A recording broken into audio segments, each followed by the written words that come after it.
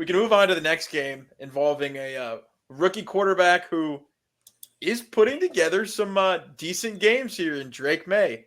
You got to like what you're seeing in the development from him.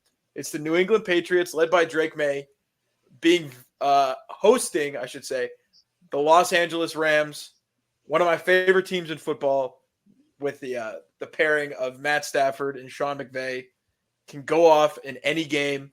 But this is an interesting spot for them, going on the road to New England against a team that is feeling as good as they've felt about themselves in a long time. You're seeing upward progression from Drake May.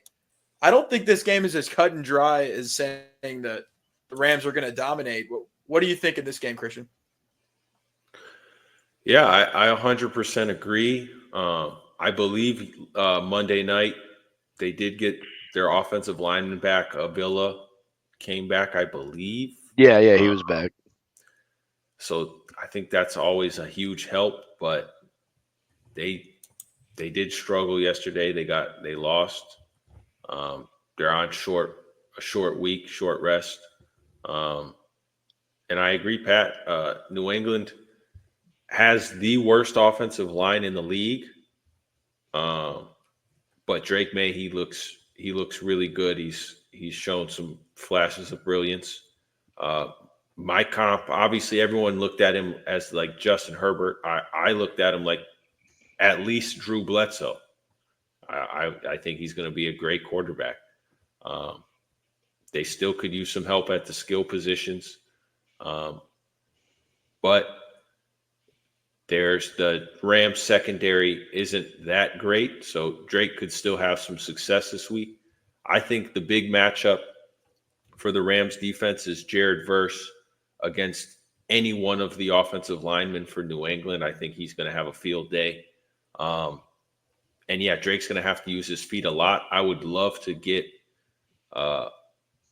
his prop margins on the rushing yards for Drake May. I would say over on rush yards. But ultimately, I think the Rams offensively, they'll get back together. I think Cooper Kupp and Puka will get it back together. I think they'll win this game, but you're absolutely right. Jared Verse is probably going to win this game for the Rams, if anything. I also don't think you're going to see a Rams team. I mean, the Dolphins played some of the most inspired defensive football I think we've seen all year. I think this Rams team is going to be primed for a bounce back, especially after losing on Monday night. Yeah. I mean, you just look at the talent on that side of the ball. Cooper Kupp, Kyron Williams has been a touchdown machine. Did kind of get it stifled a little bit against the Dolphins last week, but it's a completely different beast when you're going up against Gerard Mayo's defense. Even with the flashes we've seen from Drake May, they haven't been able to stop a nosebleed. And I think like you said, Jared Verse and kind of the experienced guys that they have on the defensive side of the ball for the Rams. I mean, it's a rookie QB. I trust Sean McVay to be able to put up a game plan that's going to be better than Gerard Mayo at the end of the day. And I think Rams are the safe pick here. Yeah, it's one of those things. Like I remember a couple weeks ago I was calling for a Rams to be a bye team, and they kind of disappointed me on Monday night because they went into Minnesota and was able to win that game. And they had extra time to prepare, I believe, for this game on this Monday night game, and it's usually a good spot for Sean McVay. And didn't necessarily come to fruition, but this is a bounce back spot. And when you're looking at coaching advantage and quarterback advantage, that's usually the spot to where I lean. Now the Patriots can make it interesting here. I really like how Drake May has played so far through this year. He hasn't gotten a lot of help. His receivers aren't very good. When your best two receivers are Pop Douglas and Kayshawn Booty and I guess we can throw Jalen Polk in there. He's throwing a lot to his tight ends, and those tight ends been productive. Austin Hooper had a good game against the Bears, and Hunter Henry's been solid all year. So I'm interested in that matchup. But yeah, I lean Rams here just because the spread's at 5, and that's kind of just a spooky kind of middle ground number. I'm a little bit hesitant to lay it with the Rams because this is the NFL and weird stuff can happen, especially on the road.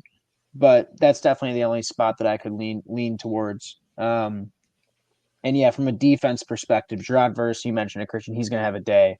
I really like Braden Fisk as well. Those two Florida State guys have been rock solid all year as rookies. So um, it'll be at least an interesting watch. We'll keep watching how Drake May does because it seems like all these other rookie quarterbacks are having a lot more success than Caleb Williams, which is a damn shame. And I'm not blaming that on Caleb, by the way. Yeah, you better not. I'm not. I'm not. I saw a tweet. I saw a tweet that was like, if you can't name the 5 starting linemen that played for the Bears on Sunday, then you have no room to critique Caleb Williams. And I like No, that. and Like, anybody who isn't the level of Bears fan that Christian and I am would not be able to name the 5 starters on that Bears offensive line. yeah. I can guarantee you that because one of them is our childhood friend Doug Kramer was playing a majority of that game. Shout out Doug. Yeah, I mean, out there grinding at left guard when that dude, he is a prototypical center in the way that he is, came out the built womb as a playing player. center. Yeah, I mean, he has been playing center for his whole. The guy didn't even play guard. Wasn't a so versatile. Shane Waldron put another guy out of position. Wow, that's shocking. Well, they had no choice with how injured the team was. I mean, they really had no choice in putting him at offensive guard. But to your point, though, they did. Shane Waldron did put Doug Kramer out of position in handing the ball off to, as we said, a guy who has only played center his entire life. He never got a hand has off. only played as has a never kid. touched the. I don't think not even as a kid. Football. He was a Christian. I don't even think he was a striper. Yes. He wasn't a striper. Christian was on his childhood football team. Would know if he had ever played running back or anything of the sort. Absolutely not. I don't think the guy has ever touched the football outside of holding it to snap on the line of scrimmage. But shout out Doug. But yeah, Shane Waldron did put him out of position at the time. But we're not talking about that team at this point. We're talking about the Rams. Really is the takeaway in this game because Turtle, you said it. Sean McVay, Matt Stafford, coach and quarterback. If there's a question on either side, or if I feel like the game's a toss-up, I'm going to be leaning with that Rams team and those two specifically, trusting them to win a game against a rookie quarterback and a rookie head coach. It's a bad matchup for the Patriots in that sense. And Christian and Turtle, as you also said, I love what I've seen from Jared Verse this season, and Braden Fisk. I think both of those guys can really take over the game against this Patriots offensive line, and that'll inevitably be the X factor in this game. Yeah, I would be more inclined to think about taking the Patriots if the Rams didn't lose on Monday night. But the fact that I think now their season's on the line, they don't really have a lot of wiggle room. This just seems like a get right spot that they have to win. That they didn't have to previously. So that's kind of where I'm leaning. Like if the Rams had won and this line was 7.5 or 8, maybe you could make the argument for the Pats. But the fact that it's at 5, I can't bring myself to take the Patriots less than a touchdown. Yep.